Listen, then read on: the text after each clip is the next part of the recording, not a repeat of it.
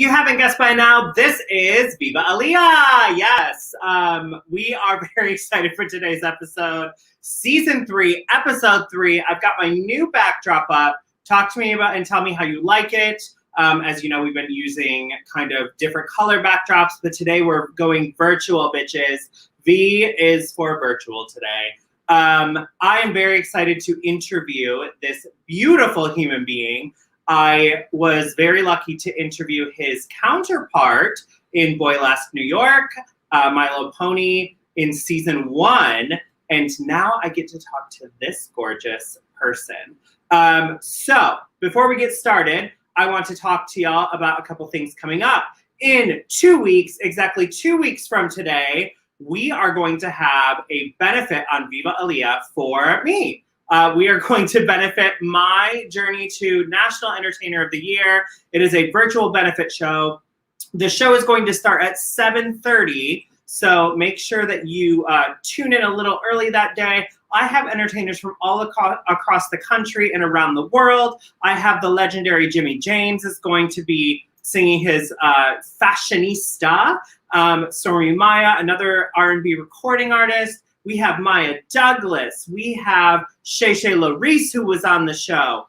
I will be doing a few numbers. Molten Decadence, Toshma Stetson, and the list goes on and on and on and on and on and on and on. We also have some amazing male performers that are going to be on the show. So please, please, please tune in for that. In 2 weeks, that will take the place of our normal scheduled Viva Aaliyah. So that will be episode 5 of season 3. Geez, we're already into episode 5.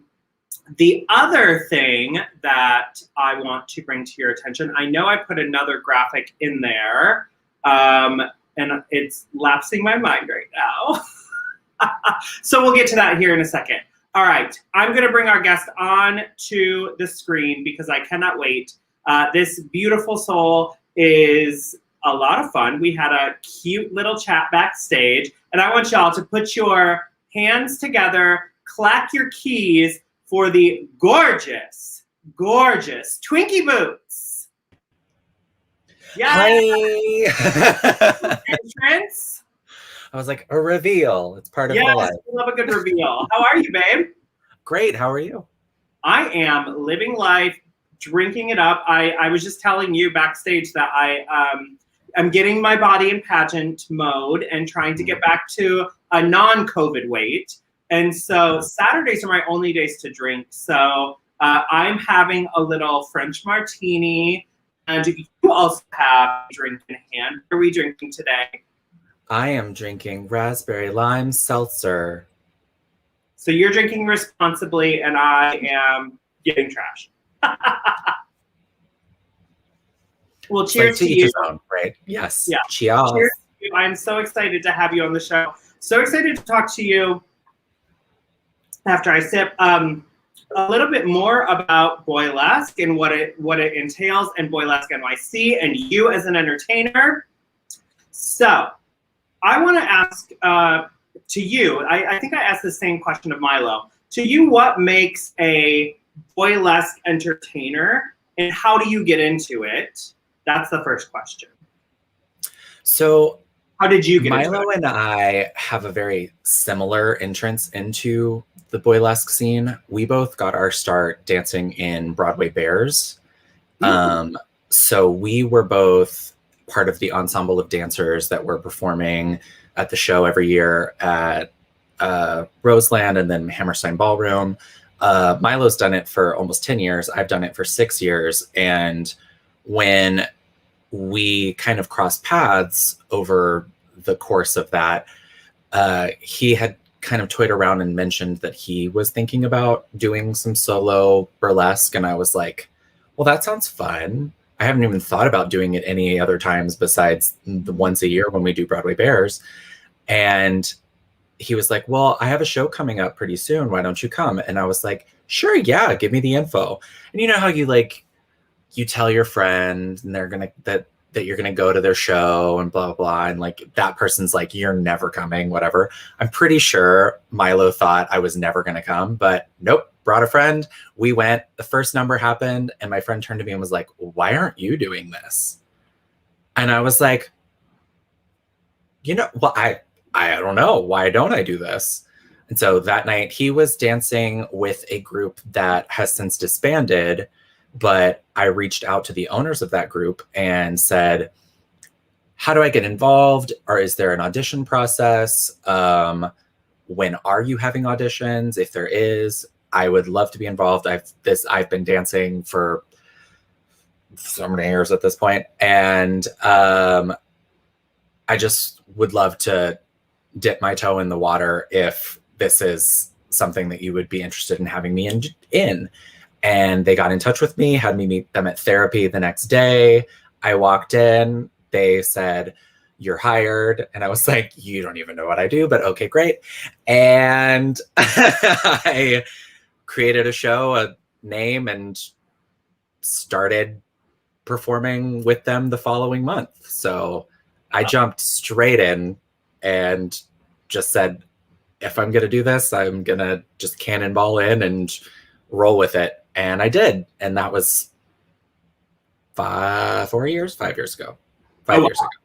So some years. Yes. Oh, come on, action shot. Ooh, that is actually a still from, I did a fundraiser for Broadway Bears that I pulled some of the other performers from Broadway Bears and did a solo strips show that we put on at the Triad. And that is from, actually, the very first number that I ever choreographed is that number. But this was a couple years after that when I did this benefit show. Lovely. Ooh, another action shot. Look at that extension, honey. Yes, yes. That's from one of my, like, probably my favorite number that I've ever choreographed. That is my Matrix number.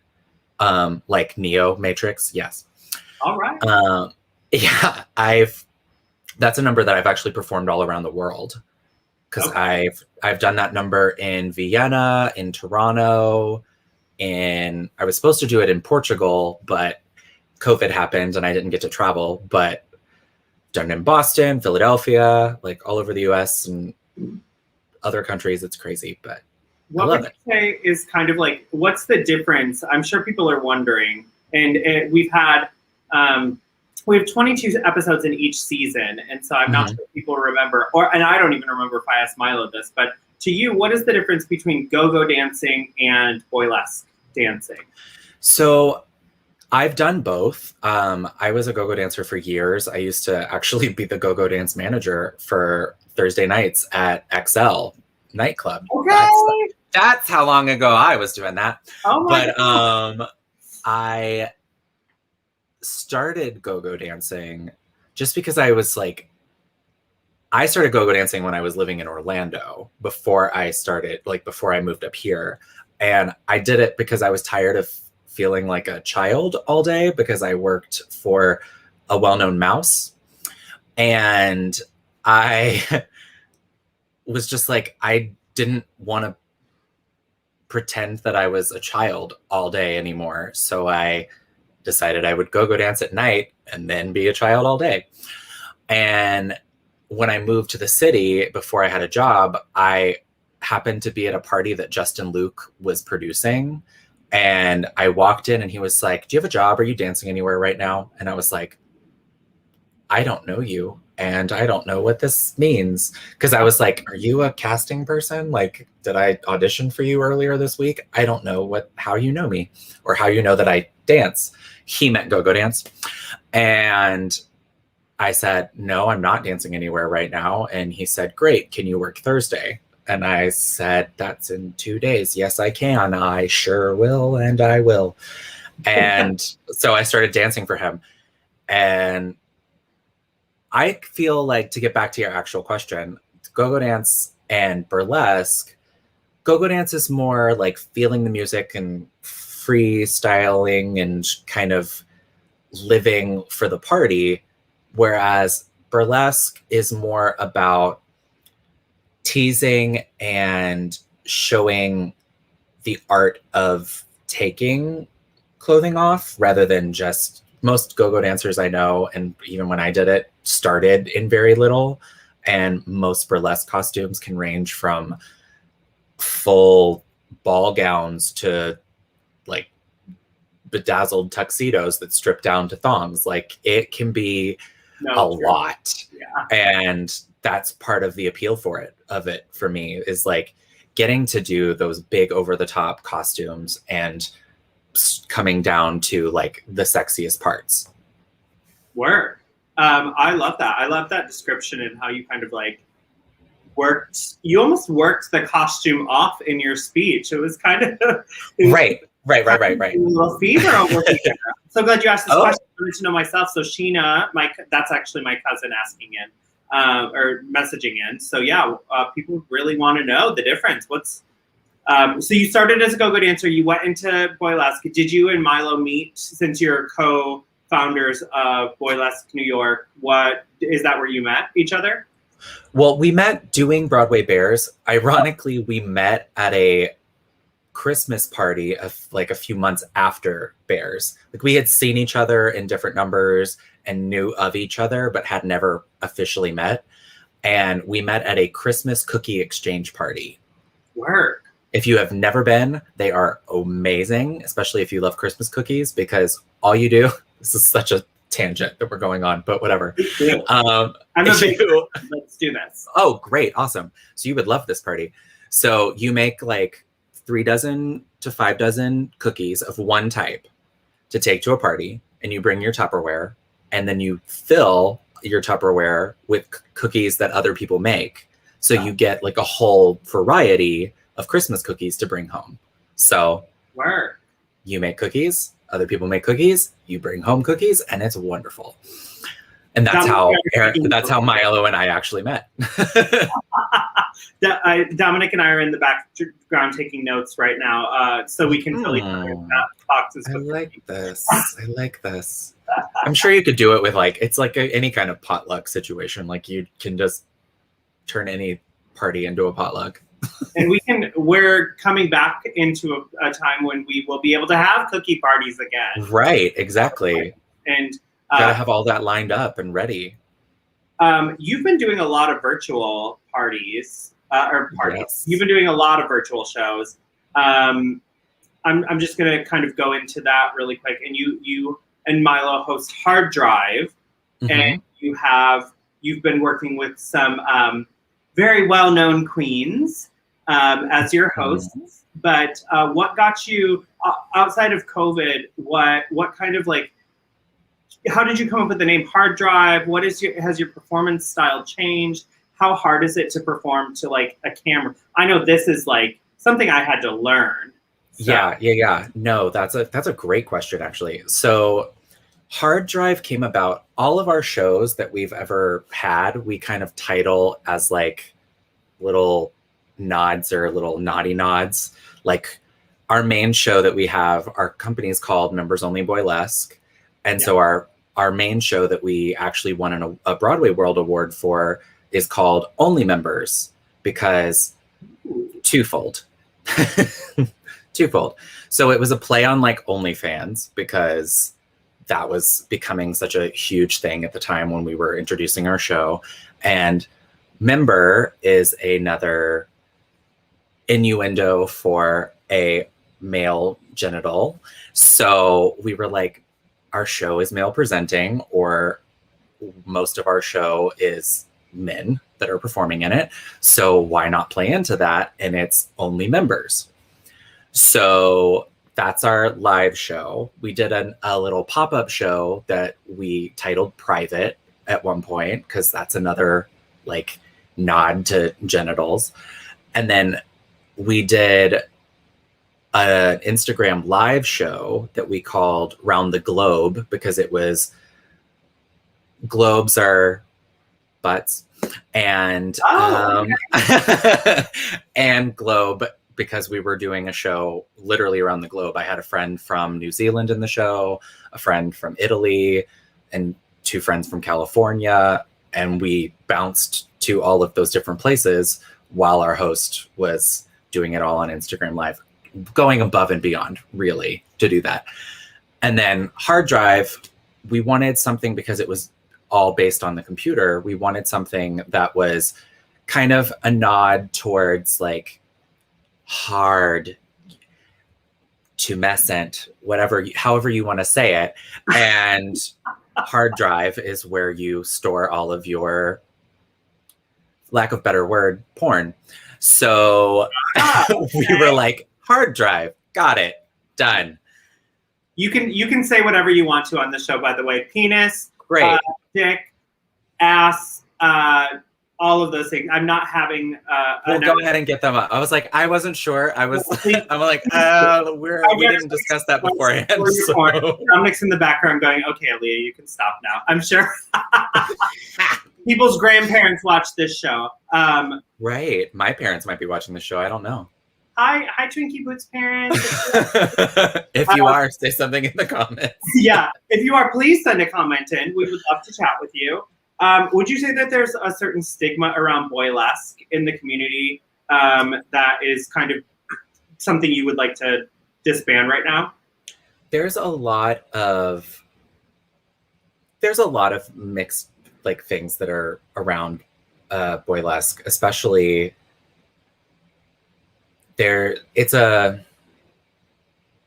I want to phrase this? So burlesque is a traditionally female art form.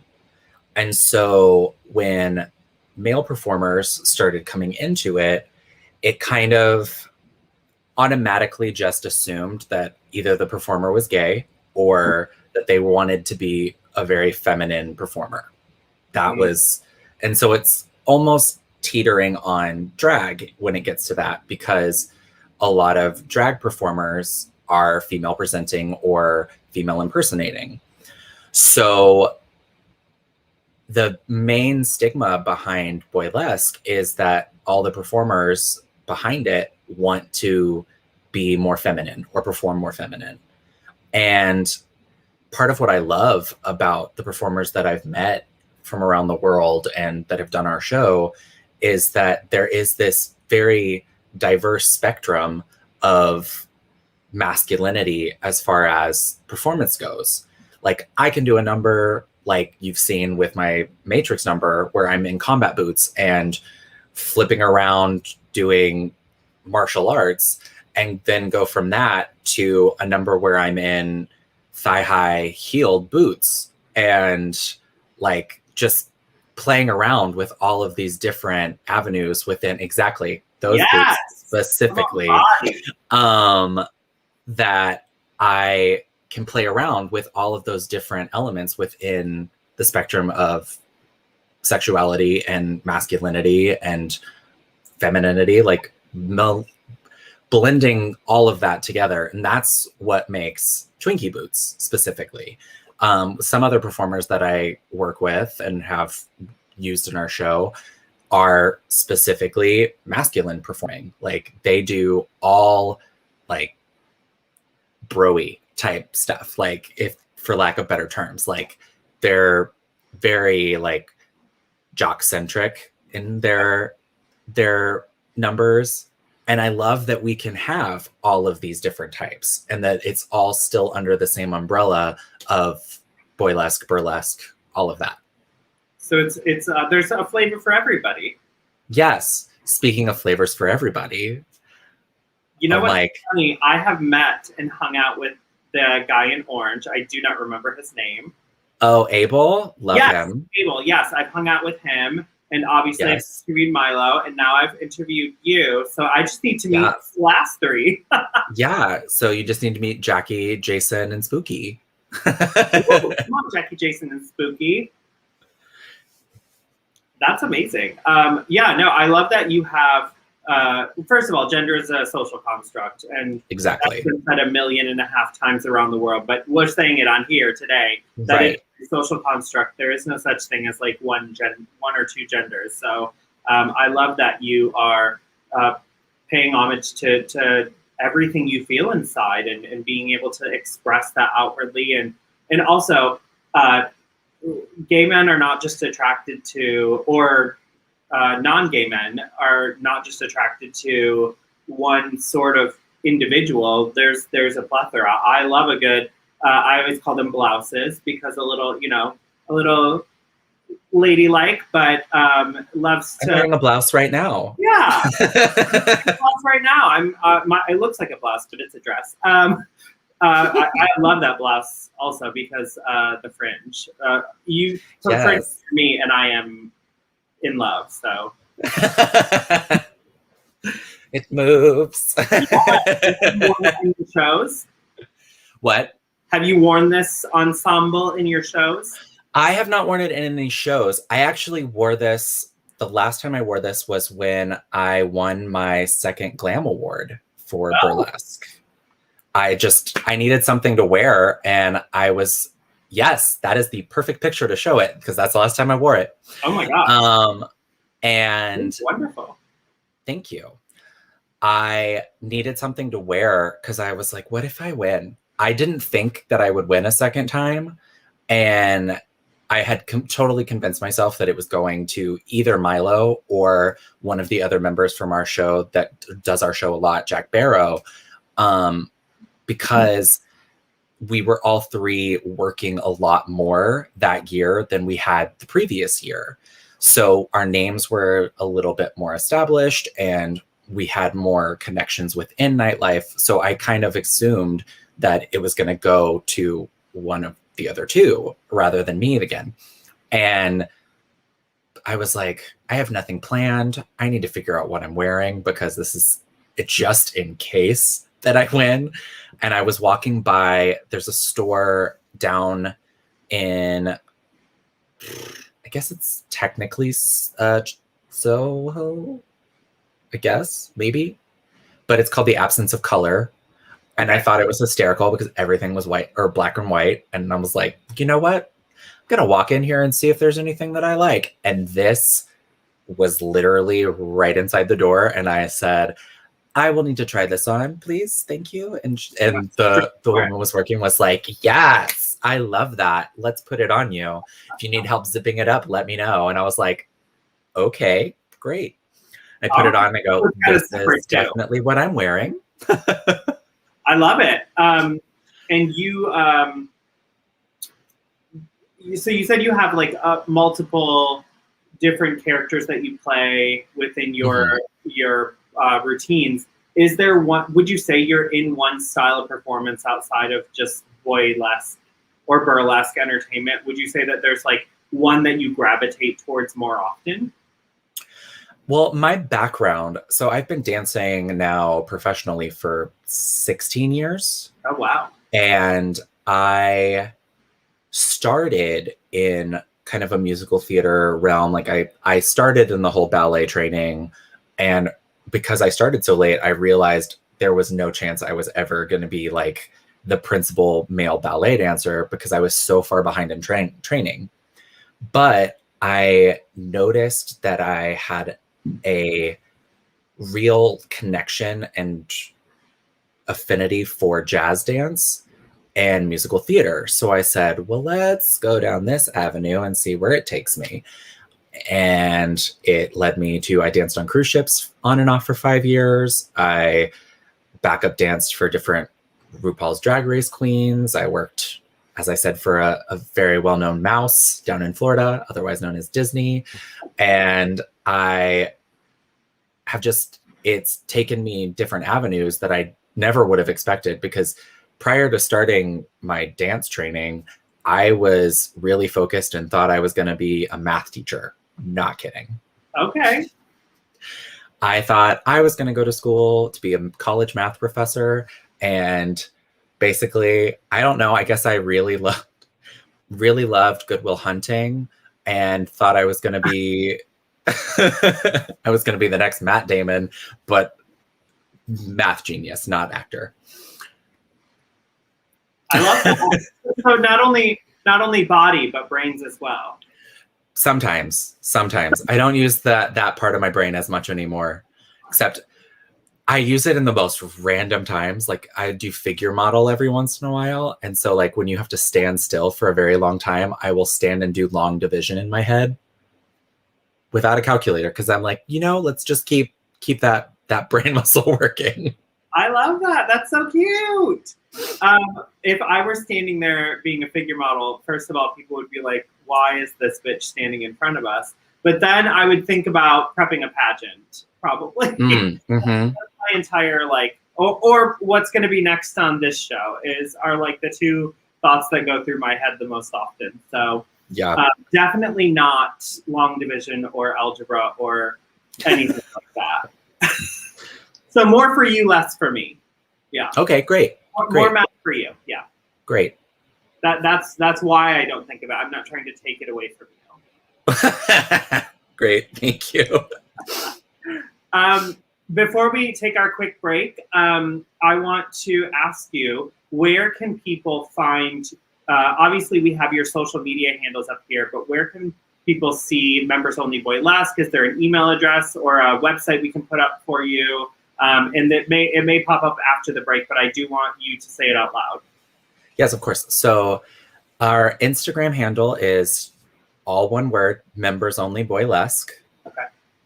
Our email is pretty much the same. It's just membersonlyboylesque@gmail.com. And we do our show on Crowdcast. So that one might be a little bit longer to put out.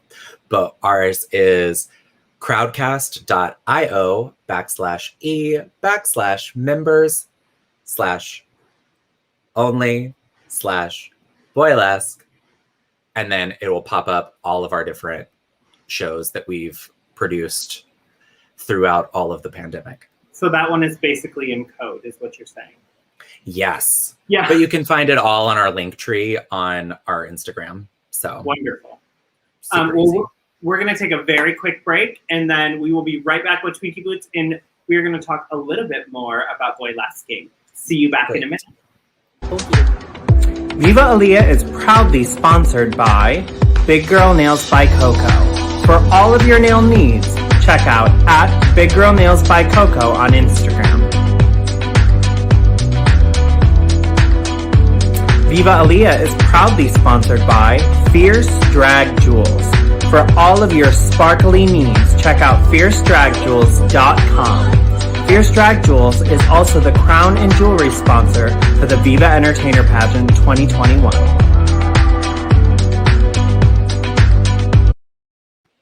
All right, Vivas, we are back. Yes. So as you heard, we have two sponsors for Viva Aaliyah. Of course, Big Girl Nails by Coco and Fierce Drag Jewels. Fierce Drag Jewels will always keep me shining. Check them out. And darling, you, my dear, I am very, very, very interested in this question. It came up in the last interview, and I want to make sure we actually dig into it this time. What do you do with wandering hands? When you are wandering hands, boylesquing, and you have somebody who is really trying to grab hold of the goods? So I have completely different perspectives on this because I was, of course, a go-go dancer for years. And then when I started doing burlesque, when I do burlesque, I'm always on a stage. I'm very rarely that close to audience members. There are a few shows that I've done where we are able to go out into the audience. But even then, the audience members at a burlesque show are a completely different type of crowd. I don't want to say that they're more respectful than a normal show that you would go to, like if you were going to a drag show or if you were going to a gay bar where there would be go-go dancers. I'm not saying that they're more respectful. They're just a little bit more, I guess, reserved, respectful, if you can think that, because they're a little more respectful.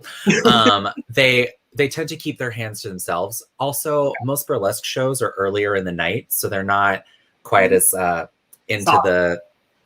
not as saucy because they haven't had as many cocktails to loosen them up to get handsy. So I've never come across the problem in any show that I've done over the 4 or 5 years that I've been doing burlesque solo.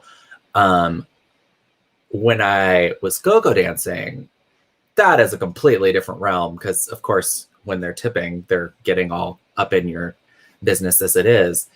But even then, I never really had anybody that went anywhere that I wasn't allowing them to go. I'll say it that way. Got it. Have you ever performed fully out of your clothing, like say they do at Secrets in DC? Yes, but not always intentional. Oh.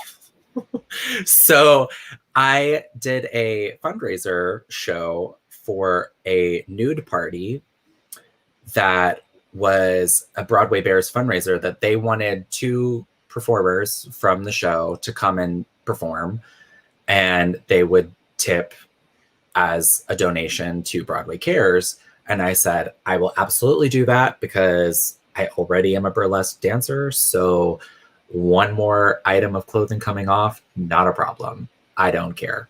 So I did a number, and when I finished, I stripped off the last item because some of my final items are rigged to come off last anyway, because my shtick is that I always end in footwear. So I end up either in socks or shoes still. So usually I'm still in boots. Exactly. Very close to that. All Except that is actually rigged to come off. So normally with that number, I end with a hand or sock covering my junk and those boots. More like that. Okay. That's a cute photo. Thank you. That's my Christmas number. It went on all of your Christmas cards too, I'm sure. It did not. My Christmas card is actually more, I don't think I sent that photo. My Christmas card is more, I have this Santa hat with a really, really long, like almost like a Ariana Grande ponytail length, like to the ball, and then a green Christmas sweater, and that was all. Like just that and this hat. And I love that photo. I'm kind of shocked I didn't send it, but I was like, oh, it's not a Christmas show, so maybe not. If it's out there, Dominic will find it, no doubt, during our conversation. Right?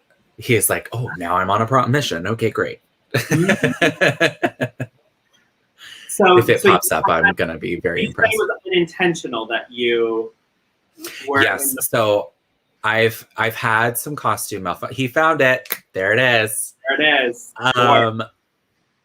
So I was doing another benefit show for Broadway Cares. I do a lot of those. So I was doing a show, and I was doing I have a Twerking in the Rain number where I'm in a cropped rain jacket, and then I have on like silver shorts, and there's a silver thong underneath it. Well, normally the progression of that coming off would the jacket becomes a crop top, the shorts come off next, and at the very end, as I open an umbrella, the thong comes off. Well, I was performing, and I guess my butt had grown since I had worn that costume last, and I'm in the middle of twerking because it's in the song, and I feel something pop, and I was like, what is happening? And all of a sudden I could feel the thong coming off from underneath the shorts. So the thong pops off, and I'm like, okay, great, awesome. So now I'm just in these shorts with nothing on underneath them. And the next thing that's supposed to happen in the choreography is the shorts coming off. Okay. So I did, and I had maybe 30 seconds left of the song. So I'm literally just doing the rest of the song holding myself, because I'm like, this is a benefit show where there's people who I've worked with in various capacities that know me. That is the number. That is the early stages in the costume when it didn't pop. But that's that number. And the audience was like, it was fun. You kept your back to us for most of the time, but we're not complaining. And I was like, thank you. I bet it's a good view. I mean, it's there we that. go. It's that. It's that. Minus the straps. Minus the straps. That's what they were seeing the whole time. So you've had some costume malfunctions, and you've kind of walked us through how you deal with that. Mm-hmm. And when costume malfunctions happen and you don't realize it, have you ever had that happen where you've ended up not being able to cover yourself? And how do you deal with that in like the venues that you perform in? So I've done a lot of international burlesque festivals. And for those, no matter male or female performer, it's required that you wear pasties. I am the performer who is always known for what they call popping a pasty, where I will be in the middle of a number and all of a sudden I go to take something off and one of my pasties goes with it. And I'm like, meh. So at our show that we used to do live, members only, would do our only member show. One of the waiters at the Laurie Beachman used to have like a running bet with the other waiters of whether my pasties would stay on for any performance that I did there. And then after we were doing that show, I started doing Le Scandal Cabaret, which is also at the same venue. And so he would get all of the extra times to try to bet against his coworkers about whether or not my pasties would stay on. And so if they did, he'd be like, I lost the bet tonight. Thanks. And I'm like, well, aren't you more excited that I finally got it to stay on for my number? I was like, I'm more excited. Thank you. It's like, I just gotta figure out the way that it stays on for me. Cause like some people will use things like carpet tape. I'm not putting carpet tape on my body. I'm not going to do that. That's not for me. Not for me. But for them, if that's what you want, go for it. Use wall mounting tape. Right. And I'm like, I ain't trying to rip all of my skin off. Right. Or a nipple. I'm not trying to just take that off my body. So that's not for me. But for you that do, great. If it works for you, awesome. For me, not how I do it. And sometimes it works and sometimes it doesn't. It depends on how sweaty I am before I put it on. Well, I think that goes for all of us when we're putting it on. So, yes. Very true. So you and Milo founded Members Only Boylesque together, yes? Mm-hmm. Yes. What is the dynamic of your entire group that you work with regularly? So we have a rotating cast of individuals that has only grown actually during the pandemic, because we've been able to, since we've taken it virtual, we've been able to bring in performers that are friends of ours from the West Coast, we've had our friends from Australia, we've had friends of ours from Europe that we're able to pull in from everywhere just because we've taken it virtual, which being a virtual show has definitely had its struggles and working out all of the kinks, as I'm sure you know, but now you're in season 3 and you're like, hey, I've taken on a lot of the responsibility of editing our show, and Milo takes on the responsibility of streaming our show. So we split all of the responsibilities, but it can be a lot for an hour 15-minute show that you're putting in the effort for. Like sometimes, like the very first one that we did that I edited, it probably took me at least I would say 8 hours to edit that show down to what it was. And I was testing out different editing material. I was trying different software, and I just was not in finding the right method that I liked.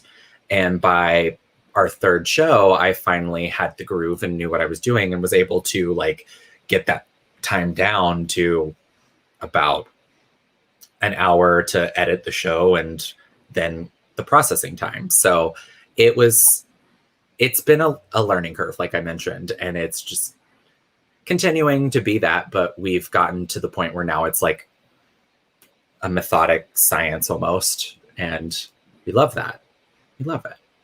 Yeah, COVID has been a huge learning experience for all of us, and jumping into trying to figure out like who does what and how it's going to happen. And I mean, lights and video recording equipment and all of that, I can't imagine with multiple people. But you did mention that you have people from coast to coast now and around the world. Do we hear a world show in person of Hard Drive coming up in the future, maybe? It would be amazing, but part of the deal with like doing live shows is that you have to be able to have your whole cast there.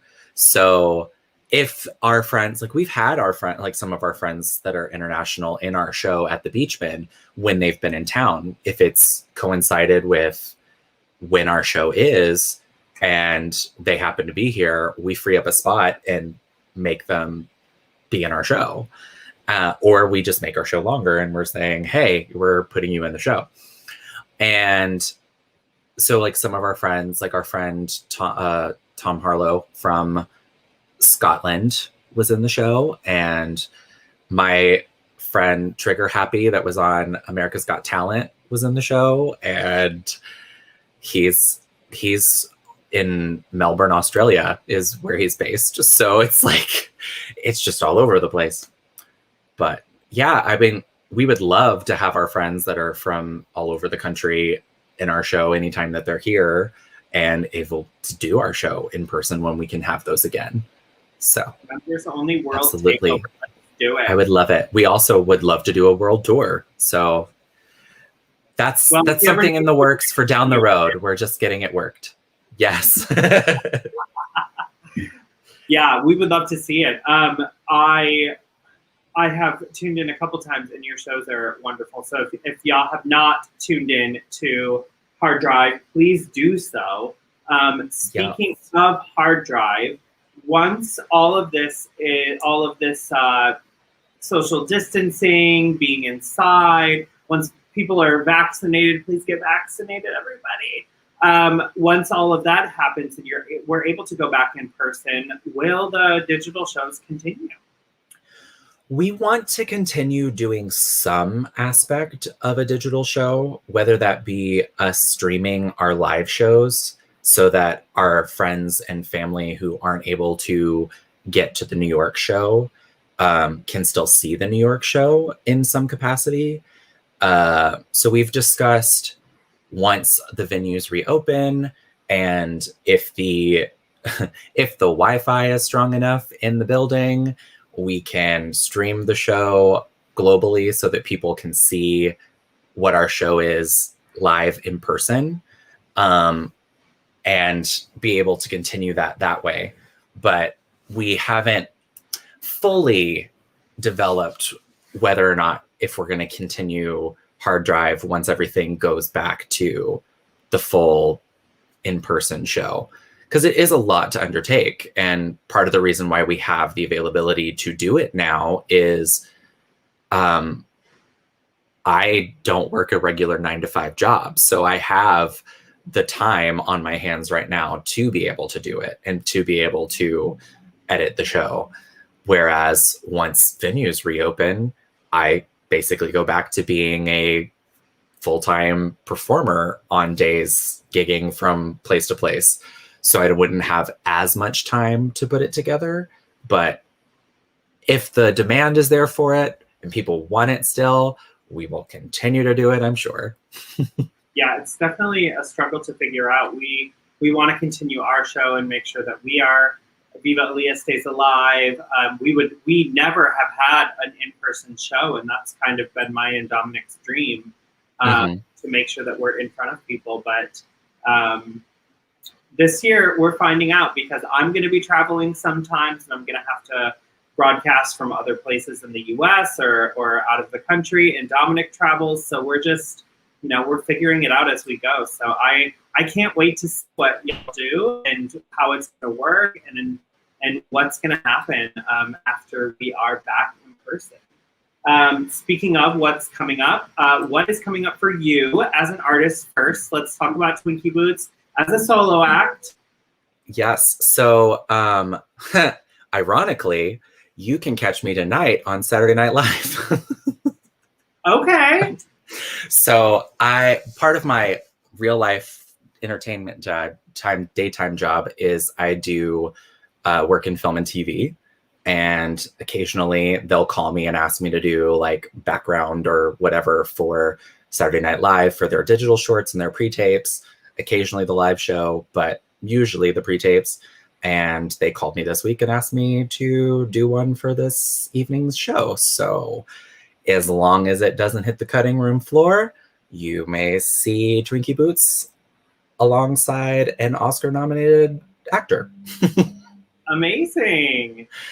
But our other things that are coming up. So I've been doing some in-person shows with my good friend Tallulah Talons at Club Cumming. She started doing a show called Pandemic Burlesque, and they do reserved seating, socially distanced, where it's capped at about 16 people are allowed to sit inside, but then they do outdoor seating where they stream the show drive-in style. And then also you can see it live via Zoom during the show if you are not able to get one of the very fast-selling tickets. So the next one of those that I'm doing is on April 15th. What else? I feel like there's more. Oh, I'm doing Elation with my good friends, Michael Block and Harriola Grande hosts that. And we're doing that coming up next weekend, I believe. Okay. It's like, I'm trying to think when my video footage is due on the 7th. And then the show itself is, I think next Saturday. Nice. We'll look it up. Dominic's probably Googling it right now. Yeah, we will be checking that out. And then what's coming up for Members Only Boylesque? So Members Only Boylesque, we just had our quote unquote boys night show where when we've taken it online, our hard drive show, we've kind of said we're going to just blend what our show is. Our in-person show is male presenting, but we don't have to do that for our show. We're just producing the show for hard drive. So we've had some of our female friends and some of our drag king friends and some of our non-binary friends that are all over the world and within New York. And so Boys Night, we decided was going to be our male presenting version of the show. And our next show, which will be in May, on May 13th, is our Ladies Night show, where we're bringing in all of our female friends, or our, as Milo put it, our she, her, they, them, inside and outside the binary Ladies Night. Work. So we're doing that in May. I love that. And everybody can find all of the information. Dominic just had it up, but at Members Only Boylesque. And that is your Instagram, correct? That is our Instagram. Wonderful. And if they want to reach you, your Twitter and your Instagram are right below you. So that is Twinky Boots and at Twinky Boots. That was super easy. You to have the same thing. I tried. As soon as I came up with my name, I went out and I looked, and like the first thing was to make sure that there wasn't another burlesque performer with my name, but also that it was available as the same Twitter and Instagram handle. I love that. Mine is too long for Twitter. So Aaliyah Martinez Queen is too long for Twitter. So I have to be a Martinez Queen. So I hear that. I wish they were all the same. But I've had a wonderful time chatting with you, Mike. You are a beautiful soul. I can't wait to see you more on Hard Drive and definitely in person coming up. We did not get to play What's Between Twinky Boots' Legs. You saw his knee come up once. It's So true. I was maybe going to we sit can like this at one point and be like, what am I wearing? What is between your legs? So I have a mouse. My nod to My Little Pony. I have my Little Pony Rainbow Dash. A remote for my TV across the room. Okay. My AirPods case. My phone. And that's all. Wonderful. That's all I got down there right now. It's a slow day. What can we say? It's a slow day. Yes. For any of our listeners out there who are listening in podcast land, you can check out all of our episodes at www.aaliyahmartinezqueen.com or find out more about our episodes, I should say. This has been a wonderful interview with you, my dear. I will see you backstage in just a second, but give it up for Twinky Boots on Viva Aaliyah. Bye. Bye, sweetheart. We'll see you in a second. All right, Vivas, we have an amazing April planned for you. You will find out who's on the show coming up next here in a second. However, I want to talk to you about the benefit in 2 weeks. This is going to be a show of shows of shows. And if you would like to tune in, please do so. Our show starts at 7:30 p.m. instead of 8. This is the virtual benefit flyer. It will be up on our website. It will be up on my social media platforms. It will not be on Facebook, however. Facebook does not like us playing music. So we will be on Twitter, we will be on Twitch, and we will be on YouTube. That's the third one. Twitter, Twitch, and YouTube, you can find us.